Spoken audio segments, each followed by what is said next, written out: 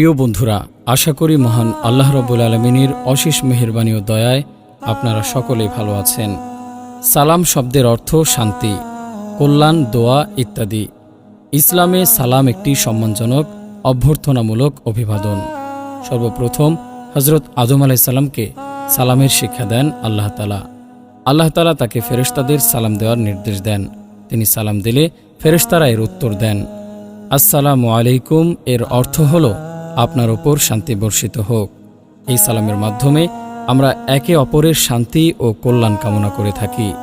বিশ্বনবী হজরত মুহাম্মদ সাল্লাল্লাহু আলাইহি ওয়াসাল্লাম কোনো মুসলমান ভাইয়ের সঙ্গে দেখা করলে আগে সালাম দিতেন। উম্মতের জন্যও তিনি এটা আদর্শ করে গেছেন। সালামের ফজিলত অনেক। প্রথমত, সালাম দেয়া সুন্নত ও সালামের উত্তর ওয়ালাইকুমুস সালাম নেয়া ওয়াজিব। মেশকাত শরীফে বর্ণিত আছে, একবার এক ব্যক্তি রাসূল সাল্লাল্লাহু আলাইহি ওয়াসাল্লামের নিকট এসে বললেন, আসসালামু আলাইকুম। তখন তিনি বললেন, লোকটির জন্য 10টি নেকি লেখা হয়ে গেছে। এরপর আরেক ব্যক্তি এসে বললেন, ওয়া রাহমাতুল্লাহ। আল্লাহ রাসূল সাল্লাল্লাহু আলাইহি ওয়াসাল্লাম তার জবাব দিয়ে বললেন, তার জন্য 20টি নেকি লেখা হয়েছে। এরপর আরেক ব্যক্তি এসে বললেন, ওয়া বারাকাতু। রাসূল সাল্লাল্লাহু আলাইহি ওয়াসাল্লাম তারও জবাব দিয়ে বললেন, লোকটির জন্য 30টি নেকি লেখা হয়েছে। সালামের ফজিলত বর্ণনা করতে গিয়ে রাসূল সাল্লাল্লাহু আলাইহি ওয়াসাল্লাম বলেন, যখন দুজন মুসলমানের মধ্যে সাক্ষাৎ হয়, সালাম মুসাফাহা হ্যান্ডকেশ করে, তখন একে অপর থেকে পৃথক হওয়ার আগেই তাদের সব গুনাহ মাফ করে দেয়া হয়। এছাড়া সালামের মাধ্যমে পরস্পরের হিংসা বিদ্বেষ দূর হয়। অহংকার থেকেও বেঁচে থাকা যায়। সর্বত্র সালামের মাধ্যমে সৃষ্টি হবে একে অপরের মধ্যে ভালোবাসা ও সৌহার্দ্য। হজরত আবু উমামাহ রাদিয়াল্লাহু আনহু থেকে বর্ণিত, তিনি বলেন, রাসূলুল্লাহ সাল্লাল্লাহু আলাইহি ওয়াসাল্লাম বলেছেন, মানুষের মধ্যে আল্লাহর নিকট সর্বাধিক উত্তম ওই ব্যক্তি যে আগে সালাম দেয়। আবু দাউদ, হাদিস নাম্বার 5197। অন্য হাদিসে ইরশাদ হয়েছে, নবী সাল্লাল্লাহু আলাইহি ওয়াসাল্লাম বলেছেন, কোনো মুসলিমের পক্ষে তার কোনো ভাইয়ের সঙ্গে 3 দিনের বেশি এমনভাবে সম্পর্ক ছেদ করে থাকা বৈধ নয় যে তাদের দুজনের দেখা সাক্ষাৎ হলেও একজন এদিকে আরেকজন অন্যদিকে চেহারা ঘুরিয়ে নেয়। তাদের মধ্যে উত্তম ওই ব্যক্তি যে প্রথম সালাম করবে। বুখারী, হাদিস নাম্বার 6237। আল্লাহ জান্নাতীদের সালাম দেবেন। জান্নাতেও সালামের প্রচলন থাকবে। এক জান্নাতি অপর জান্নাতিকে সালাম দেবে। পবিত্র কোরআনে আল্লাহ তাআলা বলেন, সেখানে তাদের অভিবাদন হবে সালাম। সূরা ইউনূস, আয়াত 10। মহান আল্লাহ তাআলাও জান্নাতীদের সালাম দেবেন। এটা তাদের জন্য চরম সৌভাগ্যের বিষয় হবে। আল্লাহ তাআলা কোরআনে বলেন, সালাম পরম দয়ালু প্রতিপালকের পক্ষ থেকে সম্ভাষণ। সূরা ইয়াসিন, আয়াত 58। সালাম দিয়ে জান্নাত লাভ হবে।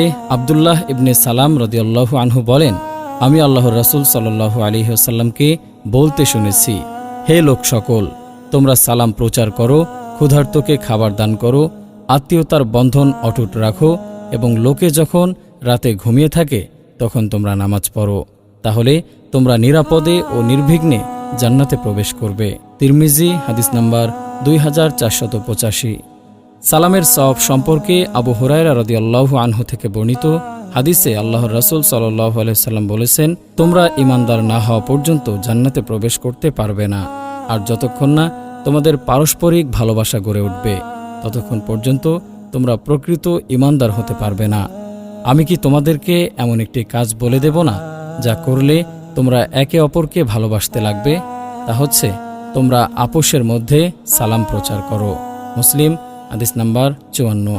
কুতাইবা রহমতুল্লাহি আলাই আব্দুল্লাহ ইবনু আমর রাদিয়াল্লাহু আনহু থেকে বর্ণিত, এক ব্যক্তি রাসূল সাল্লাল্লাহু আলাইহি ওয়াসাল্লামকে জিজ্ঞাসা করল, ইসলামের কোন কাজ সবচাইতে উত্তম?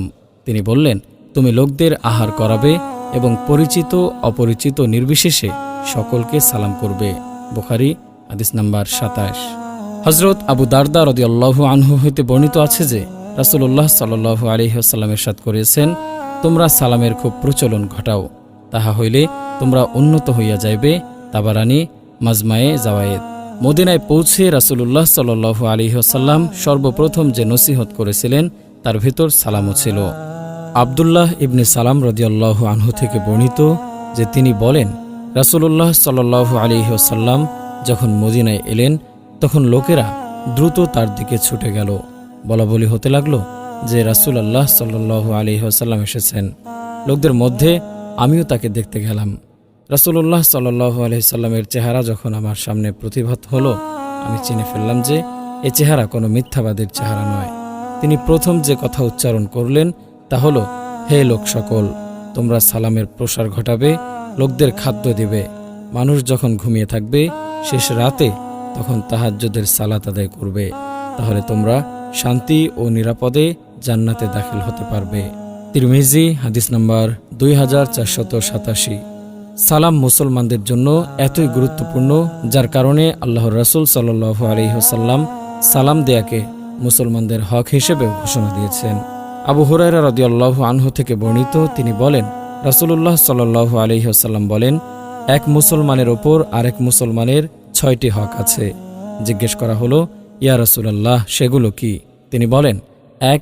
কারো সাথে তোমার দেখা হলে তাকে সালাম দেবে। 2. তোমাকে কেউ দাওয়াত করলে তা কবুল করবে। 3. তোমার কাছে পরামর্শ চাইলে তাকে সৎ পরামর্শ দিবে। 4.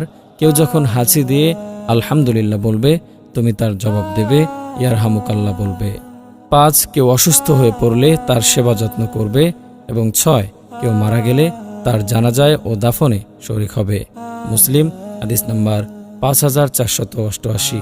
আল্লাহ তাআলা মুসলিম উম্মাহকে পরস্পর বেশি বেশি সালাম বিনিময় করার তৌফিক দান করুন।